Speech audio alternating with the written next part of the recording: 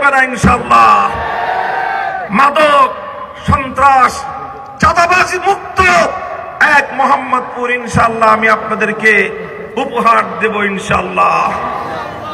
তবে কথা হলো এই, আজ একটি দল, একটি গোষ্ঠী মোহাম্মদপুর, যেটা ইতিমধ্যে ঢাকাবাসীর কাছে ক্রাইম জোন হিসেবে, কিশোর গ্যাং এবং মাদকের সাম্রাজ্য হিসেবে পরিচিতি পেয়েছে, সেখানে একজন লোক প্রার্থী দিয়েছে পারিবারিকভাবে, যার বাবা ছিল আন্তর্জাতিক পর্যায়ের অস্ত্র ব্যবসায়ী।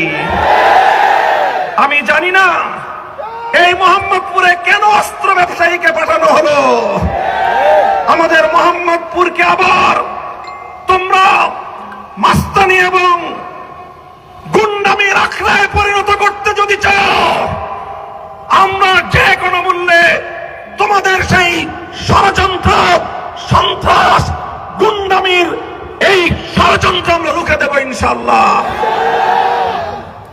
আমাদেরকে মোহাম্মদপুরে এসে গুলশান থেকে একজন অতিথি, তিনি আমাদেরকে হুমকি দেন, তার দলের নেতা কর্মীরা পেশাব করে দিয়ে আমাদের দাড়িপাল্লা, রিক্সা সব ইসলামপন্থীদেরকে নাকি তারা ভাসিয়ে দিবেন।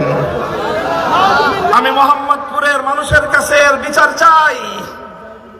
আপনারা এর বিচার করবেন।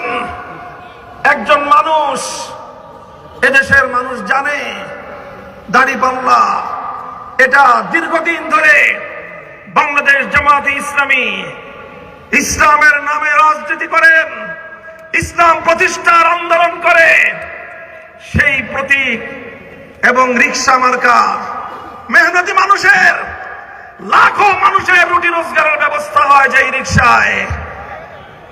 আল্লামা শাইখুল হাদিস রহমতুল্লাহি আলাইহির প্রতীক, যেই শাইখুল হাদিসকে দেখলে বেগম খালেদা জিয়া কোনোদিন তার আসনে বসে থাকতেন না, শ্রদ্ধা করে দাঁড়িয়ে যেতেন।